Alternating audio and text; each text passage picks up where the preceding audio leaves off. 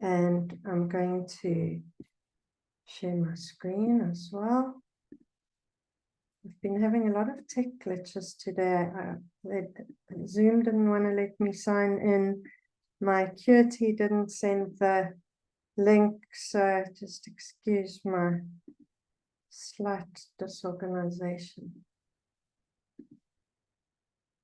Okay, here we go. So this is where you are. You came to this free discovery session, and I would like to know exactly what you're hoping to get out of today. If you can just put any questions or priorities you have in the chat. But I'm assuming that you're coming for these things here. Why use the instinctual tri-type instincts and the sequences and the tri-types with teams? How to move beyond cognitive insights, some communication magic, and ethical do and don't, and to get your own tri-type and type summary printable poster. You'll be able to get that just by sending me a mail with the subject line of your tri-type and your well, obviously your main type will be in that. So that's what I'm assuming you want to hear about. I also want to start with a brief intro about this business savvy and the knowledge, skills, tools, and techniques that you need to exceed client expectations. And by exceeding client expectations, what I mean there is becoming a strategic business partner to the client and not just doing a team building and not doing something off the shelf. So I think there are a lot of us out there doing Enneagram team effectiveness work. And, you know, I would prefer personally, and I'm sure most of you would, that when you're called in to do something, they're not choosing between you and MBTI and, 100 off-the-shelf team building processes, but they want you there because you're going to add business value, and they feel that you understand their concerns and they understand the business. So that's my first point, is around the business savvy knowledge and skills. So when it comes to the business savvy side, I think one of the things we do as Enneagram practitioners is we sometimes imagine that it's about the Enneagram, and we sell the Enneagram to our clients, and we tell them about this amazing tool, and it's amazing, and it's better than the MBTI, and we give them the impression that, it's the great gizmo that they're going to get. Meantime, in their context, they've got problems. And ideally, in this work, we are all about them, that we're putting their care, our care for them first. I just saw in the chat, will I share the presentation? I will do. So these are things that I think are very important, that when we work with organizations, that we make a bit of effort to understand their strategic landscape, the context, the industry context, and understand the strategic challenges that they face. And this isn't really that big an ask. You can Google the banking industry and read a 5-page Deloitte's report on the key issues affecting the industry in 2024, and just get a sense of what the key industry drivers are, what the challenges are, because if they're in that industry, those are going to be the pressures. And somehow they're hoping that you being there is going to help them to meet those challenges. So if it's an executive team, these strategic issues are going to be really top of mind. And if you're dealing with, say, a core technology team or a marketing team, they're going to be dealing with these challenges too, just in a slightly less direct way. But to establish line of sight between someone's role and the industry context and someone's personal inner life and how successful they can be in their personal context makes a huge, huge difference to the relevance of what we offer. So see, these are some of the kinds of things on the left here that I make it my business to know something about when I go into a client setting. Like, what's happening in the industry? Is there a lot of consolidation? Is there radical new disintermediation? Like in the taxi industry before Uber? No, it's a game changer. Everything changes. Your marketing, your operations, your tech. So it's a very good idea just to get a sense of what's going on. Not that you're going to become an industry expert at all, but you want to be able to understand when they're saying something in your session, that you don't look at them blankly and say, you know, what's a platform strategy or whatever it is. So just making it your business to know something, understanding what the client's value proposition is. So what makes them special? How do they think about themselves?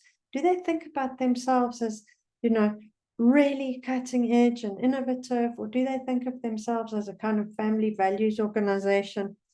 You know, what is the glue that holds them together, either internally from an employee perspective or in their stakeholder context and with their competitors?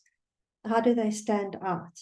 And then some of the things about what drives their profitability, and very importantly, if they're internal clients or external clients, what are their headaches that they're trying to solve?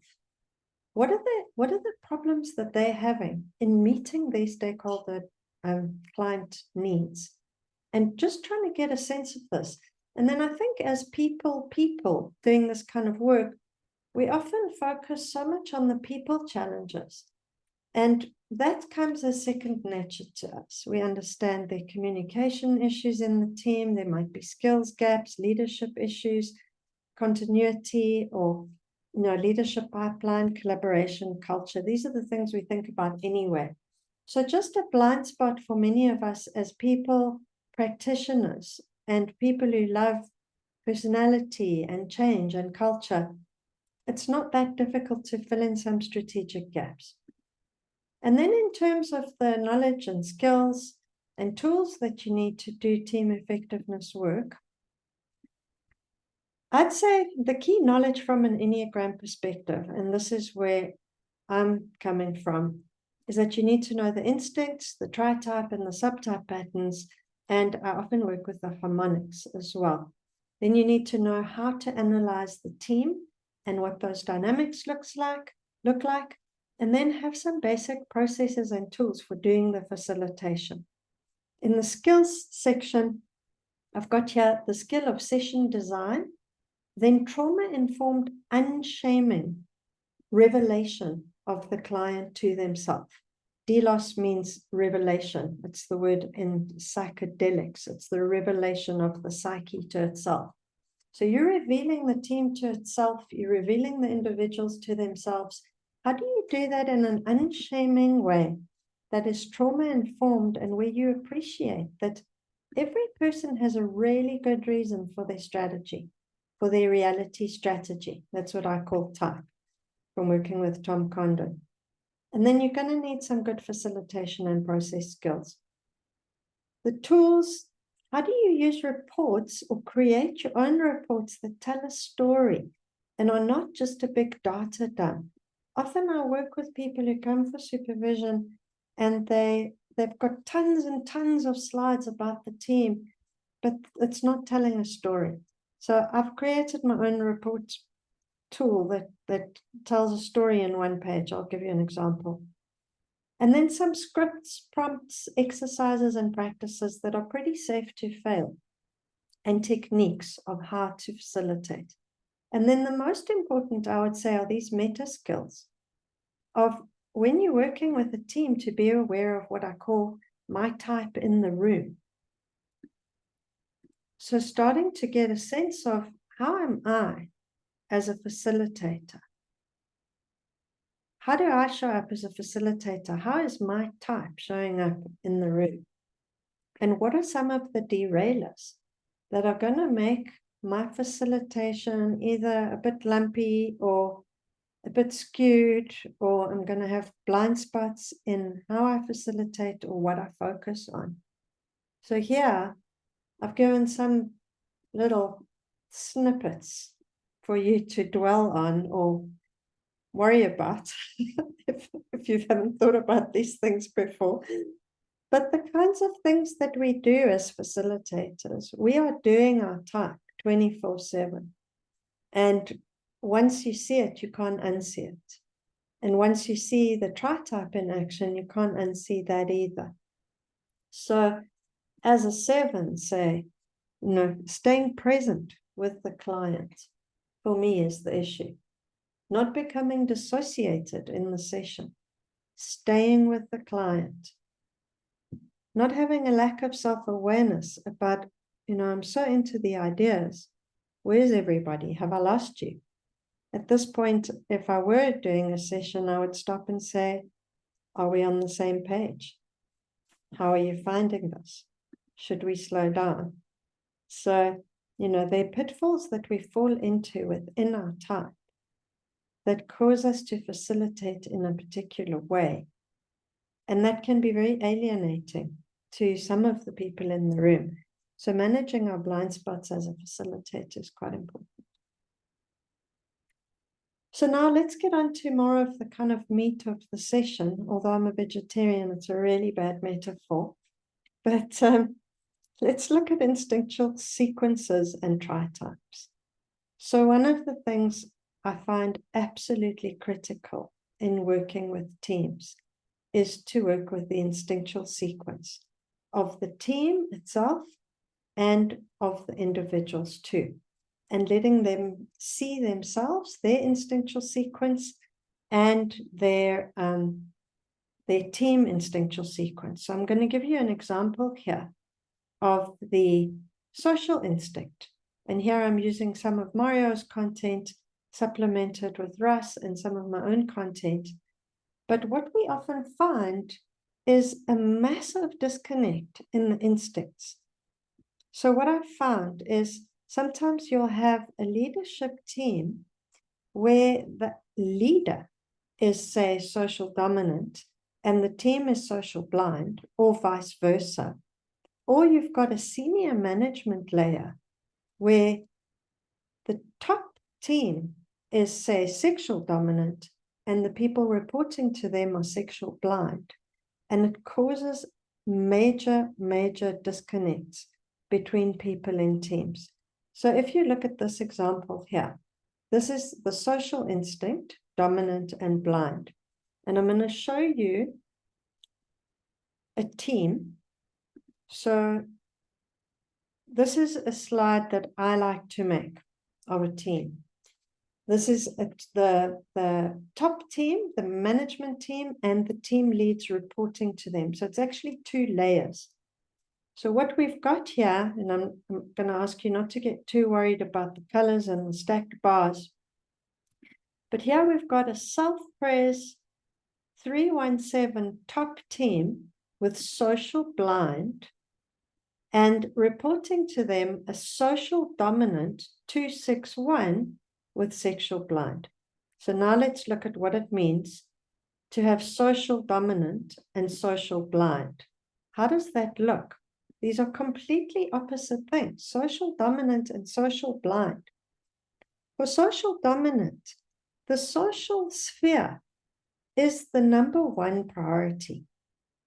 The personality is an instinct management system, primarily. If you look at the work on the instincts, the instinct is the core driver. It's the most fundamental driver of everything we're doing. And the personality type is more or less a socially acceptable veneer to allow us to get our instinctual preoccupations and needs met. So a social dominant management team is really focused on these things here, not wanting to be excluded and needing to feel important, can be very, very focused on the political dynamics of the group, losing focus on the business goal quite often, because it's all about, pleasing people. And in this environment that I showed you, it was a tech team. So these software developers are constantly just jumping to help everybody, last minute changes to programs. When something's already in the testing phase, they drop everything to help somebody. So their social dominant is actually causing problems, because instead of being focused on a goal and driving, they're more interested in the connection and the relationships. And being social dominant doesn't necessarily mean that you're really great at relationships. It means that you are prioritizing being seen as important in a social system. So understanding these instincts is key, and they have a massive, massive impact in organizations. So here you see the language I'm using here is Mario Score's language. It's not all the individual language, it's much more work-oriented. So here you see it can be difficulty in holding people accountable is a feature of social dominant in organizations, because you don't want to cause social disconnection. So putting those relationships and bonds ahead of being honest and ahead of giving helpful, direct feedback and having difficult conversations, all the things that you need to do in organizations. Social dominant people find it quite difficult to do some of these things. And then if you've got social blind, those people are reporting, these social dominant people are reporting to a leadership team that's social blind. Look at the level of disconnect. So the social blind find the social stuff irritating, a waste of time. And when we have one of the instincts blind, we generally feel a sense of incompetence, shame, and more importantly, a neglect and aversion to that instinct. So a social blind person just doesn't see the point of all the things that a social dominant thinks are the most important things in the whole wide world. So when you're working with a team, the biggest disconnects are around the instincts, are around the opposition between dominant and blind. And when you work in layers, you really, really see the impact of this. When an executive team has an instinct dominant and the team below is blind, or vice versa, what you find is that the leadership team is not speaking those people's language. They're just not talking about the things that matter to their direct reports. And it's an absolutely phenomenal thing to work with and to see the light bulbs going on of, you know, the leaders are assuming that this is the thing and this is what we have to focus on. Mario calls it the zone of enthusiasm. It's like, yes, this is brilliant. No, we've got to do this. Meantime, the direct reports are listening for something else. It's not salient to them. It's not the most important thing to them. In fact, it's the least important. So in this case, we have a social blind top team dealing with a social dominant team down, their direct reports. And even worse, in this team, the social blind is a 371 TriType. And I work with the TriTypes always in teams for multiple reasons, but predominantly because it gets people to know more than one type quite well. It gives them more of a sense of fluidity and dynamism. And it also, very importantly, lets them see that an 8 is not an 8, a 3 is not a 3. A 368 is a very, very different human being to a 359. And when you work with the TriTypes and the instincts together, you get an incredible depth and sensitivity to the differences between people. And it makes people feel less boxed, and it makes the team see their other strengths. So I find it has major validity, obviously, otherwise I wouldn't use it. But it also has good process and psychological benefits. So, okay, I'm just checking the chat. How do you come to the dominant and blind instinct of the team? Yes. How I come to that is I've got a model that I plug the results into, and I plug the instinctual sequence into the model, and it comes out with the team profile. So this is something that I built into my course, is giving you the Excel model that you can use to create your own team slides that give you the summary snapshot of the team and the instincts. So that's the use of it. But these instincts are very, very important in determining where the disconnects are. So here you've got a social 2-6-1 team, which is called triple compliance. These are people who are dutiful. They want to take orders.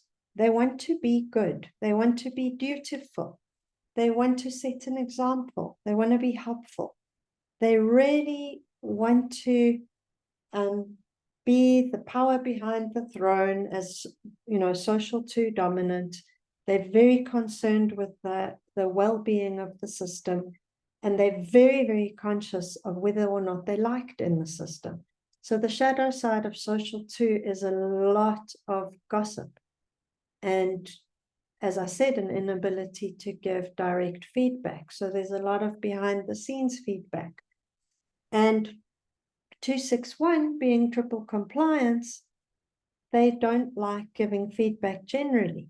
They don't like rocking the boat.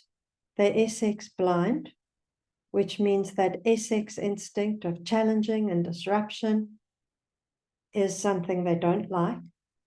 They want things to be stable. They want things to,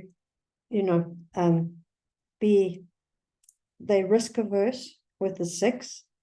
And so for them, giving feedback and being challenging and changing things is difficult. So they've got self-praise in the middle, which is healthy, but they're SX blind, which means that they're quite change resistant.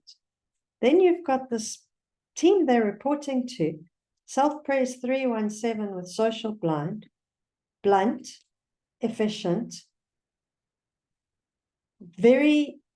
can be quite rigid with 1, but with 3, the main thing is the goal orientation and just a hyper focus on efficiency and speed. And this is what needs to get done, and get it done now and extremely fast. And without giving very much clear direction, because if you look at 7s generally give a big picture and expect people to go off and do it, even though if they've got 1, they've also got very specific standards about how they want it done. So you can see there are going to be disconnects between people who are dutiful and want to do the right thing and want to take orders and want to get it right, who are social dominant and really concerned with the well-being of the group, and people that are ignoring that and like, get it done now. Why hasn't it been done? And social blind are known to be quite blunt and not to notice how what they're saying is landing, and not seeing the point really of connecting and building kind of sustainable relationships. It's all about the task and getting it done. So the disconnect here is that these social 2s are going to be looking at the self-praise 3-1-7 and thinking, what drugs are you on? Are you on cocaine or speed or something? These people are going so fast. They don't have a strong risk orientation. They're going to be cutting corners as a 3. We know that 3s cut corners in order to achieve results. So you can see they're going to be all these disconnects. So what I like to do with teams is be able to surface some of these issues and work with them in a way that we are able to deal with some of these underlying instinctual disconnects, and then also the TriType implications and disconnects.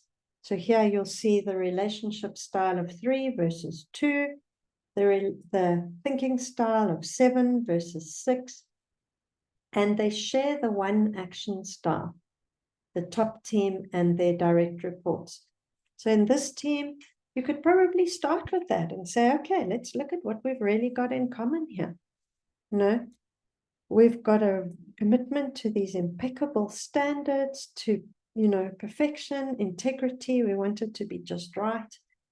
And appreciating the shared values there, and then looking at some of the differences.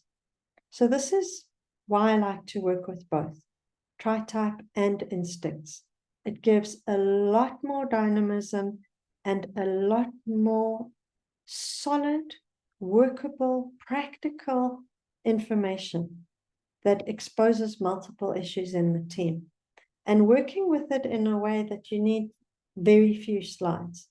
So if I were working with just one of these teams, I would literally work with this picture here and the 3 versions of this slide: social, self-praise, and sexual, so that the team has a solid understanding of the instinctual drivers and the TriType composition of the team. So I'm going to stop there for a second, because I've been racing along with all this content, and see if there are any questions, and just what's landing for you. Where are you? And, does this have relevance for some of your clients? Anybody who'd like to ask a question or say something, comment.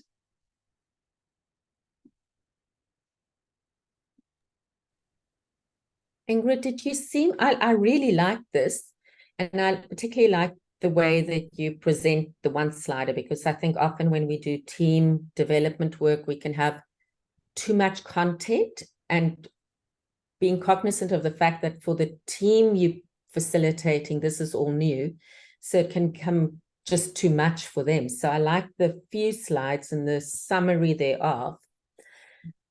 I had a question for you around, do you link it at all to the center of expression stacking in the team?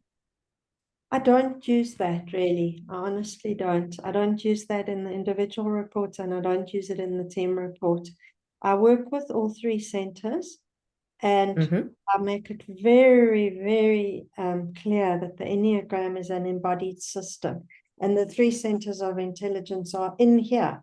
We've all got a mind, and we're all using them in one of 3 ways, according to the Enneagram. The Enneagram has got a menu of 3 different thinking styles that are going on in here. And, 7s are using their awareness in one way, which is grasp, goal over, fragmented, scattered. 6s are using their awareness to anticipate, to be vigilant, to worry, to assess. And 5s obviously are trying to use their mind for mastery. The heart center, it's in here. And how are we relating to people? How are we connecting with people? How are we establishing reciprocity, connection, authenticity, and our place in a community? How are we creating community or not? So that's in here, and that's where we feel things, and that's, do we feel shame? Do we feel authentic? Are we able to relax our identity and be here? So what's going on with us in the heart center? And then in the gut center, it's about our power and our agency. So how are we here? How are we here on this earth? So I'm going to put this TriType slide up while I'm talking about this, because it shows you the 3 centers. So this is the summary slide for a type, a reality strategy 126, TriType 126, 261, 621. So here in the gut center, we're talking about, how am I in my agency and power in the world? How am I using my power? And how am I preventing myself from being controlled? Because that's a big theme of the gut center, is autonomy. So I'm trying to stop myself from being controlled by others. And how am I doing that? So this is how I work with the 3 centers of intelligence. I make sure everybody knows that there are 3, that what's going on is in here, and it's in what we call submodalities. I don't know if any of you know NLP. I haven't really studied properly. I only did about a 2-week course, but I've learned a lot about it from Tom Condon because he's an expert in it and he brings it into the Enneagram, and I've been having supervision with him and doing all his courses for ages. And when we work with the 3 centers and the TriType, it's very helpful to know that the submodalities are sensations and kinesthetic experiences and embodied experiences of things. And that helps us to understand that the TriType is alive in us, in our experience, and that all 3 centers are doing their thing at all times. And when we work with the TriType, it helps us to become more aware of, this is how I'm thinking, this is how I'm feeling, this is how I'm exercising agency in the world.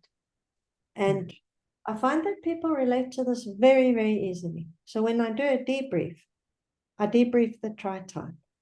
And whichever report I use, whether it's the Euphoria report or the integrative report, look at the TriType and say, okay, so in the gut center, this is what the report says. This is how you answered.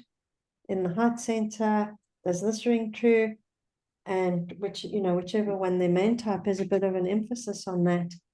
But often when I'm doing a debrief, I'll put up the client's slide, the client's TriType slide. So I've got these for every TriType. And let's look at this archetype. Is there anything there that jumps out at you? Does that ring true?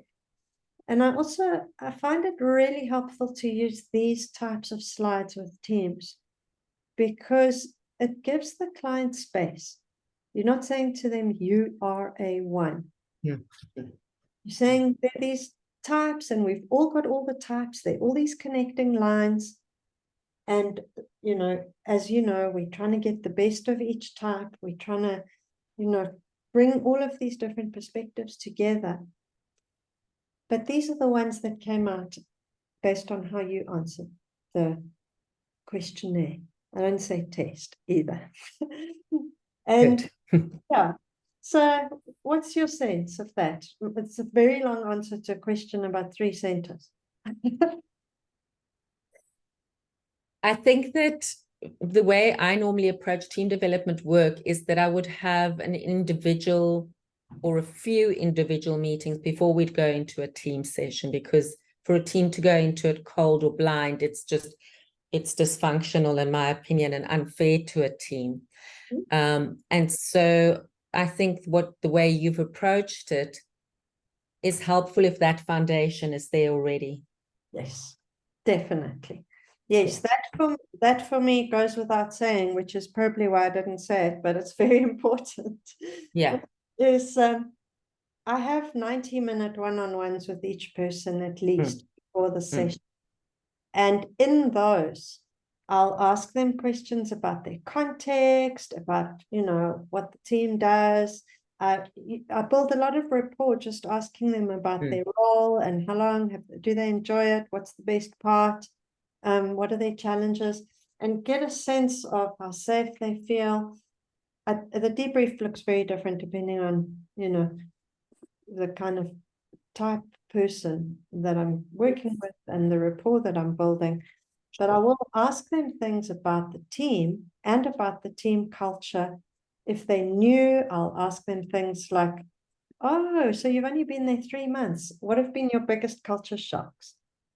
And, that information is absolute gold in working with the team. And what are the issues you pick up and all of that. So I'm sure that resonates with you as well. Hey, Luann? Absolutely. And I think often, well, let's say maybe 2 years ago, I perhaps was more telling and now I'm more asking. or I've learned the power of questions better with practice. And there's just so much more value in that, because it's like a constant peeling of the onion or apple, whichever analogy you'd like to use. And it gives you more space for playback around what their questionnaire responses shows. So, it's not a case of you having to say something. The answer to a question leads you to what you actually need to put on the table. Yes, definitely. And yeah, I mean, I've got a whole program as well called Meeting the Map, which is about, Kanya was on that one, but about how to do a trauma-informed debriefing where the Enneagram more or less stays in the background. It's a lot of elicitation and questions like what's out for you, what resonated, was any of this true in the past? What did you already realize long ago? Now, I often ask people that about the Enneagram report. I say, when you read this thing, were there things that you thought, no way, that was me ages ago. I've realized that 20 years ago. I kind of let them off the hook in that way as a way of building rapport. To see also, often people, they'll come out as a 2, but 20 years ago, they'll say, one day I was standing in my kitchen and I'd been working the whole weekend to make this lunch for my whole extended family. And no. And suddenly I realized, and they got some dramatic insight then that they've subsequently been working with in their lives. So to think that we are telling them the stuff that they didn't already know, is not how I work either. So yeah, in the debriefing, how do we do it in a trauma-informed way? Also to appreciate that somebody has got that strategy for the best possible reasons, to completely unshame the strategy, to be able to say, okay, so this archetype, if we're looking at the archetype in your TriType, what are the words that stand out there that resonate with you? Amplifying the positives about those words. How have these words served you in your career? Where have they really led to the successes that you have had? Just validating. And then I stay away from the fears and the blind spots in the initial conversations. I'll talk about the life mission, but mostly about the archetype. And then I'll brief them and I'll say, in the team session, what we're going to be doing is we're going to be having these kinds of conversations, and we're going to be having our delegate books with our TriType slides in them, and we're going to be talking about which part resonated for us. Are there any blind spots that sound familiar to us? Is there a word in any one of the centers that, we've got a funny story to tell? And then processes around that, whether it's in pairs or small groups. So there are lots and lots of processes that I bring in with this TriType work as well. One of the very cool things I did recently with the team was I set up kind of stations per type, a massive room, and I had a circle of chairs per type and posters on the floor of the types. These are the posters that I'm actually gonna send you if you want to email me to get them. I put down these floor posters, big, printed A3, at each one of the type stations. And then I get people to first go to your action style. And they look in their TriType, oh yeah, I've got action style 1. And they go there. And then, or they go to their main type and then they rotate to their head type or their gut type. So they get into groups based on TriTypes. So if you and I both have a 1, but you're a 1, 3, 7, and I'm a 1, 4, 5, we're going to be together in the one group, and we're going to be talking about things, and we're going to realize, oh, that's why we get each other around those things. But then we're going to split, and we're going to be with people who share our head type. And we're going to realize, oh, no wonder we like on the same page. And it really is the case. And then you find people who travel around in their TriType and they realize why they are completely on the same frequency. And then exercises with the instincts as well. But I do find the TriTypes incredibly helpful to work with. So let me ask, anyone else got any questions? Closing the loop with you, Luann, is there anything else you want to comment on? No, that was wonderful response. Thank you. Really great insights. Okay, Like, thanks. So, yeah, so just carrying on with this team here, this is a 261, triple compliance, ethical, diligent, helpful. You know, the ego identity that 261 is identified with is very much, I need permission. I like to be told what to do. I'm still very skeptical of authority, and I want to be super helpful.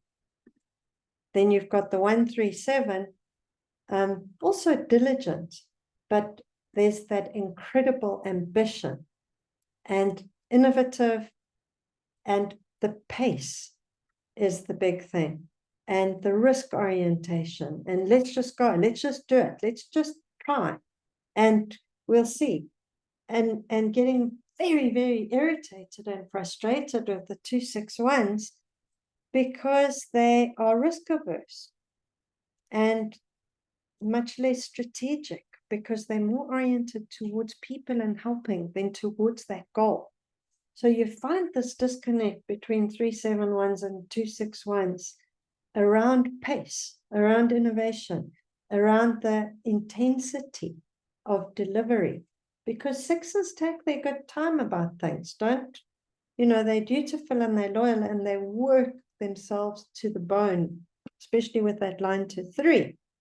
But because of their hesitancy and their risk aversion, they don't always leap into action and go and take the authority and drive. So that hesitancy and doubt and second guessing themselves, it drives the 371s crazy. So, you know, do you need permission? No, go, get it, don't stop getting in my way. You know, so these are the kinds of things that you find. So even if they were both a main type 1, you would still find the disconnect around the other TriType elements. And then on the instinctual side, this is a bit of a scrappy slide. Sorry, it's not the most beautiful slide you're ever going to see, but I wanted a quick example, so I pulled it in. Here, I was working with an exco team who's got sexual dominant, strong sexual dominant, and their senior management team is sexual blind. So this comes out of my little Excel graph that I built where I plug in the TriTypes and the instincts. So here, these people, the sexual dominant, are all like rah, rah, rah, the sizzle and the fire and the sparks and the big dreams and the ideas and go, go, go, go. So this is a sexual 8 team. Intense energy, drive, fire, very, very fiery energy, sexual 8. And then reporting to them, again, was a 261 sexual blind team. And for these people, for sexual blind, sexual dominants are loud, show-offs, and on about all this big drama, like, you know, going on about this best company to work for and most competitive in the industry and best company, whatever. They've got all these flashy fireworks display going on with the sexual dominant. And here, these senior managers were social dominant with a big self-praise, sexual blind, when they used to have these town halls, these, you know, monthly meetings, the exco team would come and do their roadshow type of thing and talk about the strategy and be so excited. These people were sitting there thinking, what about our overtime pay and the changes to the benefits because of the industry legislation? And when are we getting the new safety equipment? And you said you were going to be restructuring the ops team, and you haven't given us any detail about that. So these people are self-preserving blind, self-pres blind, don't think about detail. They're neglecting all of that kind of stuff. And for the senior managers, they're sitting there waiting for the things that are not on the radar of the leadership team at all. So when we worked with this team and this executive team, we helped them to understand that their whole comm strategy, their road shows and their glossy brochures about the culture and all the things they were doing were alienating people. It was not having even remotely the effect that they thought it was having. And they were making so many assumptions. And understanding these instinctual differences in the instinctual sequence was a massive breakthrough for them. So instead of doing their road shows, they started doing different engagements. They started doing focus groups. And we gave them a script where they had to keep quiet. As sexual dominant, very difficult to keep quiet, especially sexual 8. So they had to go and sit, and we trained them in how to have their discussions with their teams, cross-functional teams from all across the business. And they went in pairs, this exco team, and they sat, and we said, take some duct tape with you if you have to, keep it in your bag, but hold each other accountable for keeping quiet and listening. And they sat with the teams, and we gave them some questions, and they listened. And so we created a process intervention for them that was also content, where they heard about what's working, they heard about the senior management team's priorities, their concerns, and these people absolutely loved it.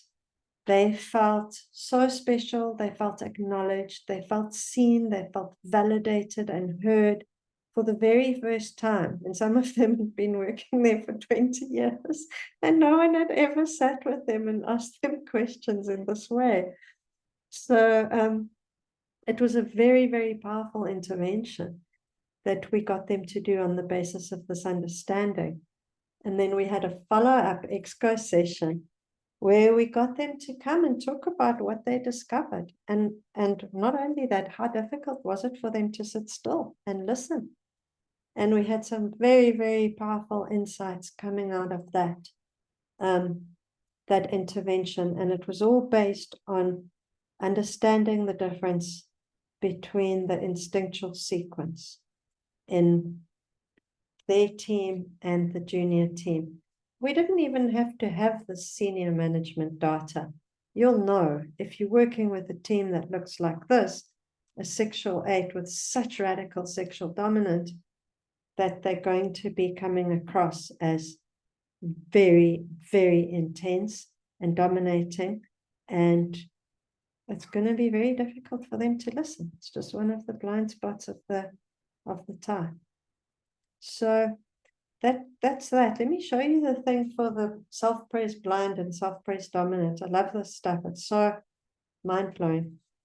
So if you look at self-praise dominant, it's all about the practicality, structure, detail. You can hear I hesitate in talking about it because I'm self-praise blind.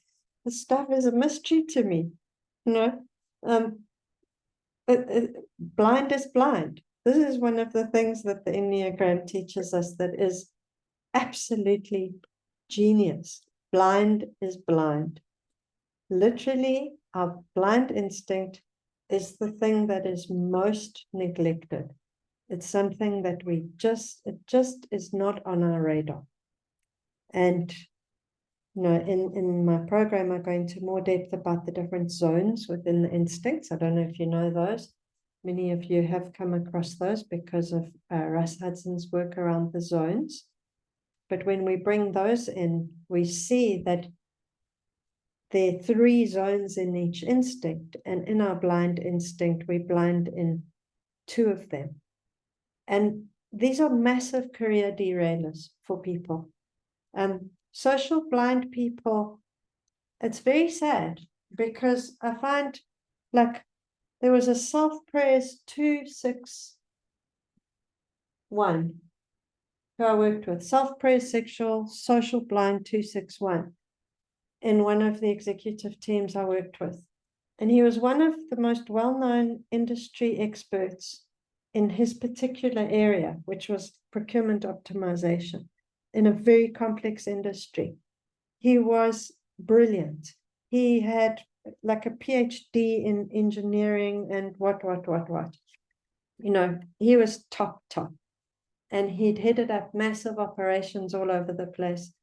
And he came into this executive team, and because of the social blind and the shadow side of self-praise 2, he ended up not having his contract renewed.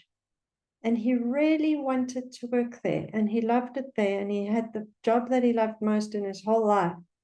But the team was social dominant, and he was social blind. And the disconnect was so massive that they almost couldn't believe his behavior because he just didn't see what was most important to them.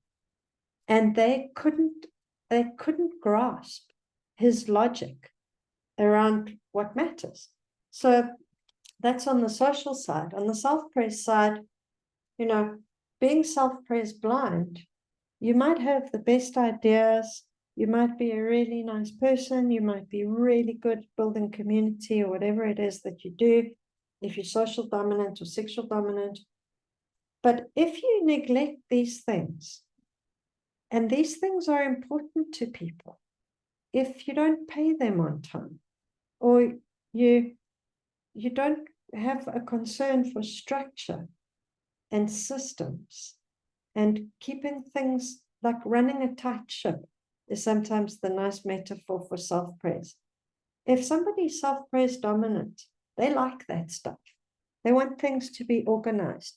They want to know how to plan their time and how to get things done. And they're really going to struggle if you don't give that to them. If your instructions are haphazard and your planning is bad, they're going to feel insecure and anxious, and they're going to feel set up for failure. So it doesn't matter how smart you are, if you don't get that stuff right with people who care about it, it's definitely going to be a derailer for your team. You're going to unsettle them if you don't pay attention to self-praise. And if you're bad at it, it's a very good idea to outsource it. And just being aware of your blind spot, really, really important. So these are the kinds of things that play out. I want to stop there for a minute again and just see what's landing for you. Have you seen this in your teams? Is this looking familiar to you? What's jumping out at you? I see you smiling, Claire. Michael just said bloody everything.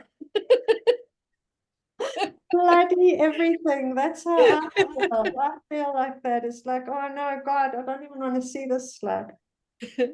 Oh, it's wonderful. Yeah. What landed there, Michael and Claire? Bloody everything. Oh, I think I've tended to not come to the TriTypes and the instincts together. For me, it's 3-4 years since we came across the Enneagram. And so it's still very new. But actually looking at it, and I think now I can get my head into this, I think that it will help me in so many ways. You know, rather than think, oh gosh, that's just more information, but it'll really help me work with this and with people. Yes, Think about that too. That's my objective, is to make it kind of punchy, that you get the core benefit of knowing something about the instincts without having to do a massive long thing and read tons of books, because the essence of it is very practical and it's quite obvious when you see it. Like this slide is pretty much all you need to know about the self-praise instinct when working with a team. And you don't need to teach them more than this. You can put this in front of a team and say, what's this team? No, even if you didn't do a report, you can say, which aspects of this is this team good at? Which aspects of this do we absolutely suck at, if any? Where are our potential derailers in terms of this instinct? And you do find teams that have almost none of it, because you know how it is. Leaders recruit people like themselves. So, you know, you can use this material for people just to reflect off. And if the materials are simple, it's quite easy. So that's why with the instincts material and the TriTypes material, I like to make it kind of safe to fail. That, you know, if people start asking technical questions about the Enneagram, those are usually the 5s, to say, oh, I've got this amazing book. I'll give you all the details. For now, let's just park that question and come back to the ops issues that James was talking about. You know, so don't teach them. My problem with it is that I want to tell them everything, and being a 5, you know, right, let's start at the beginning. And I just, you know, I get clear. Didn't I say that here? 5. One of the things you have to watch out for as a 5 facilitator is that you just love being the expert in teaching the Enneagram. It can be a problem. Yeah, I'm just so enthusiastic about it. And, you know, the ideas are tripping off each other. And there's just so much, and it's so brilliant. And I do, you know, Exactly. remind myself to breathe. That's a very good gesture and practice that I fully endorse. Slow down and breathe. It's like, come back to this question here, which is, it's about them and their success in their context. You see that with this heading here, the Enneagram is not on this picture anywhere. It's nowhere to be seen. They don't ever need to see the symbol, really. I mean, it's very helpful because it's got the lines and the centers and whatever. But if we're really client-centric, what does that mean? And then our relationship with ourselves comes in, because for many of us, the Enneagram becomes our little life jacket, and it makes us feel secure. And that's a challenge that we have to overcome. Karen, your hands up. Oh, sorry, Claire. I was just going to say, it's really interesting for me because I come with quite a lot of experience of a lot of this sort of behavior with teams, and so to see it and experience it, and to have conversations as a team group about about that, and you know, sort of the coaching element with that. But this feels like this is a real tool that I can add to that, and be much more specific about my own understanding before I start that conversation, and facilitate that exercise to be asking the right questions. Yes, it's really, really helpful. I find it quite mind-blowing. And one of the people who came on this course last time said that when she did the analysis the first time of a team that she'd been working with, and she created this graph for the team, just one layer for that team, and spoke through it, She said they were completely gobsmacked. And it's wonderful to work with the team in that way and see, yes, you've named the things and you've done it in a way that is so non-confrontational, because my stance with a client is not, I'm telling you stuff. And Karen, you've probably heard this like 8 billion times, but the thing of, I'm sitting next to the client and we're looking at this information and asking the client, so what stands out here for you? This is what this textbook from the Enneagram would say about this TriType. This is what the Enneagram says about something called an SP317 with SO blind team. It says that the team looks like this. And then describing that pattern. And when you've got the TriType and you've got the instincts, it's easy. It's not a big fancy drama. This looks overwhelming. When you see this the first time, it's like, oh my God, oh yeah, what does that mean? But when you see that all it is a dominant instinct, 3 types going on, and a blind instinct, it's not such a big deal. And it's super valuable. So, yeah. Karen.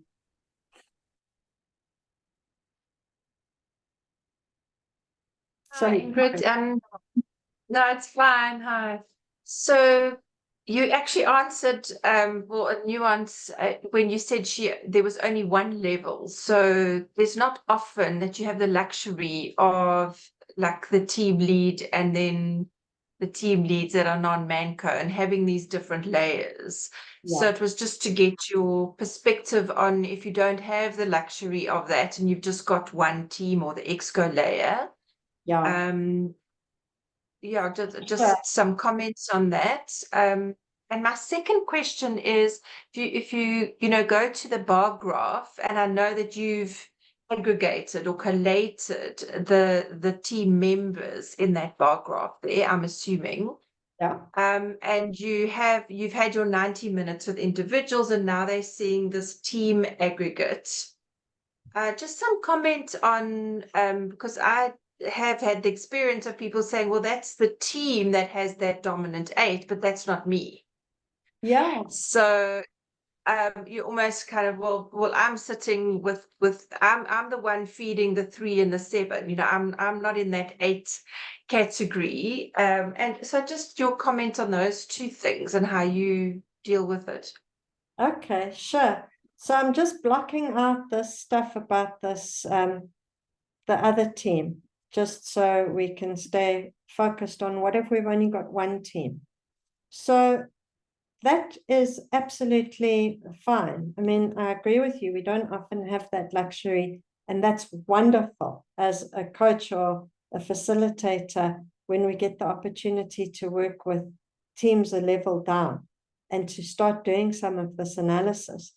And if we do a good job with our clients, then there's a really good chance that they'll do this, because they'll see that, there is such power in it.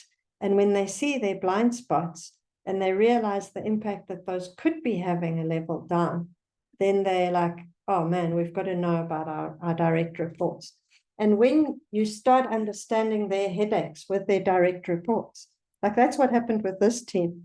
They're complaining about their direct reports. It's like, why are these people not stepping up? They've got no initiative. We keep on having to drive them. Why are they so skeptical? Why are they not coming along? We want to be a world-class organization, and they are so change resistant. And then they do the Enneagram and they think, oh, well, maybe it's because we've got so much 8, we're a bit intimidating. Okay. And then we start saying, well, maybe it's also about how their team, their whole layer of their TriType is reacting to you. And they were like, they told us more, and we said, well, maybe they're self-praise 6, which looks like this, or maybe they're social 2, which looks like this. And they're like, oh my God, yes, that sounds like them.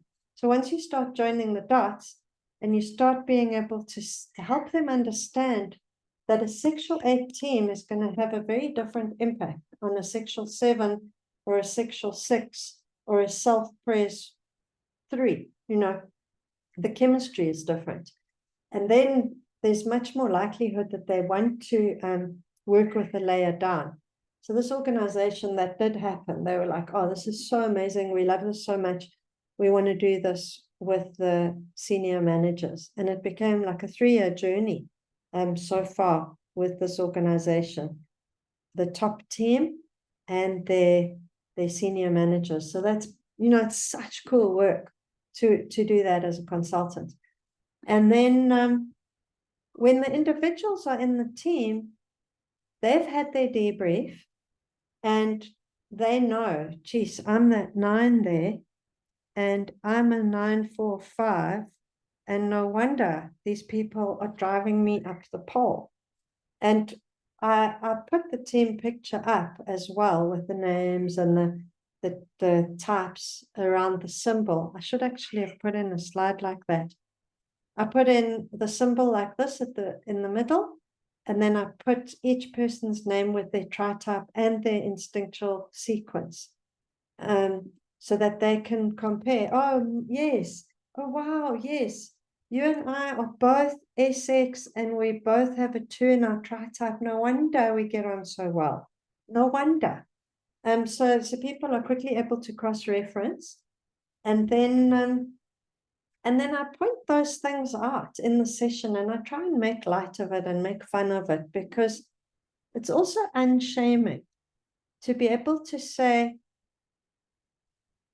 this person most likely thinks that this person is an idiot, you know, according to the textbook.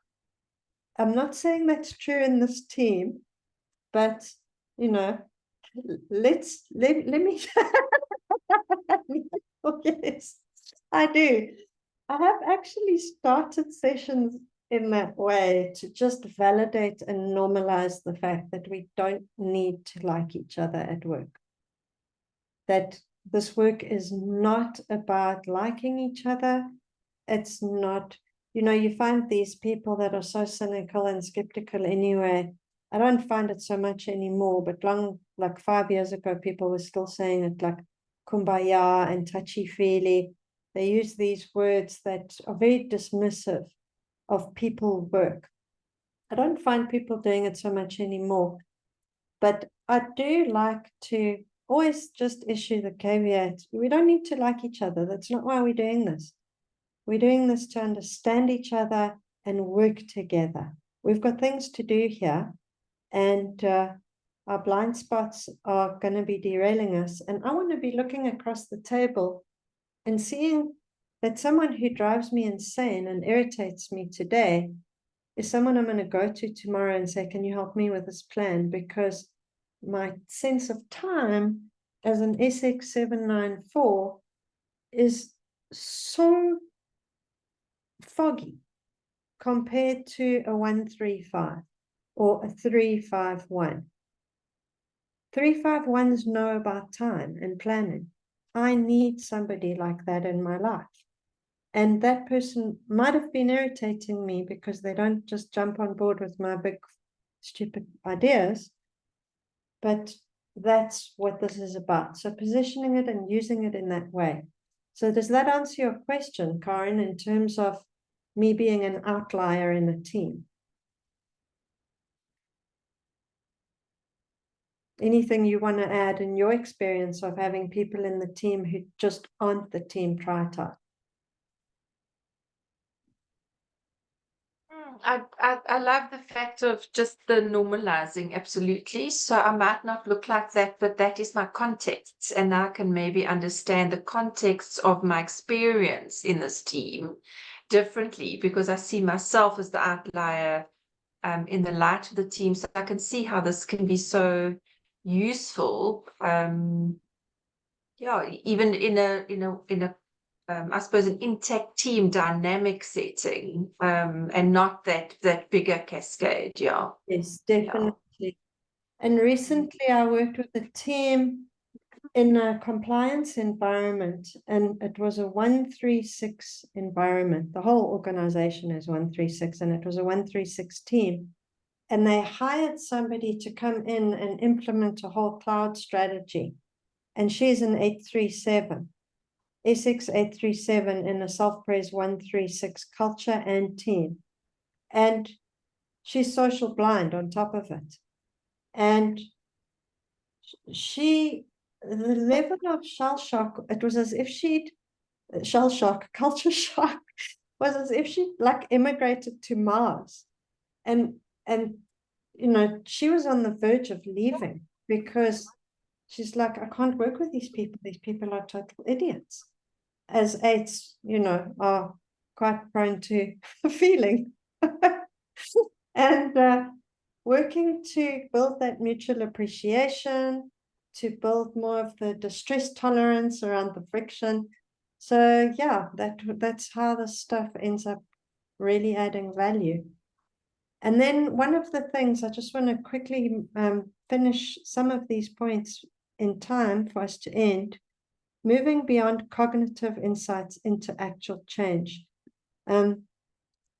Learning to facilitate processes for getting out of the trance of the type. So this is critical.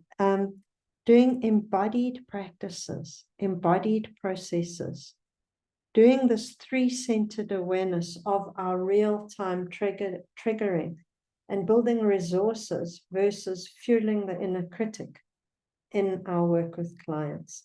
So for me, this is really key from a trauma-informed perspective, is that our type relaxes when we feel safe. You know that when you're not feeling stressed, when you're feeling relaxed, when you're feeling resourced, when you've slept well, when you've eaten, when you've been for a walk, when you've had a good day, when you've done your journaling or whatever it is that you do that resources you, you've hugged your dog, the things that make you feel good. When you've breathed, you've felt the soles of your feet, you're much less likely to be triggered in your type. So how do you build those resources with the client? How do you amplify their resource state in the session so that they have an experience in the session of, oh, yes, I feel more myself, that they're able to drop back into a deeper place in themselves in the session, feel that nervous system regulation. If you know anything about polyvagal theory, it's about getting into the ventral vagal state, where you feel receptive, where you feel capable of connection, where you're reconnecting with your agency and your aliveness. So because this is such a short session, I don't really get a chance to do a practice with you, which I really love to do, you know, like breathing, slowing down, becoming aware of the soles of your feet. You know, even these short things, and even just saying that immediately shifts our state. So becoming aware of how we facilitate things in a way that isn't about content in our sessions. So that's important. And then ethical do's and don'ts. I already alluded to these. We spoke about unshaming and validating the reality strategy. So I always call type reality strategy. I find it is validating, it's supportive of the client, and it dissociates type. I am not my type. My type is my reality strategy, and I do my type. And I overdo my type when I'm under stress, and I double down on it when it's not working. So my reality strategy is a learned thing. It's not an existential condition.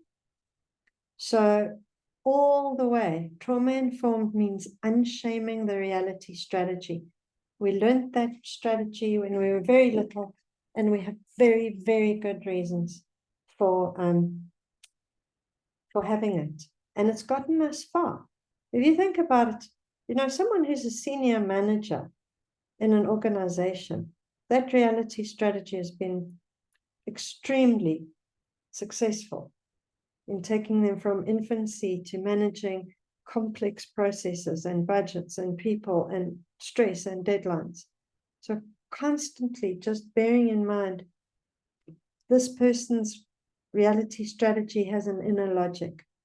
and all the childhood patterns and the heart wounds and all of that, just keeping those in mind and getting to know them. But don't. This is something that I have found time and again, is the temptation to collude with the senior manager or the person who's brought you in.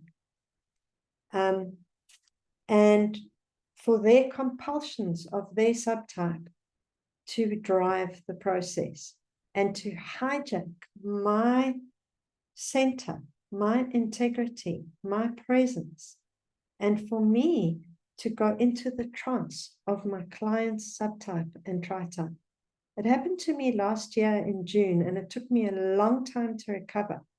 I was working with the Self-Pres 371, social blind.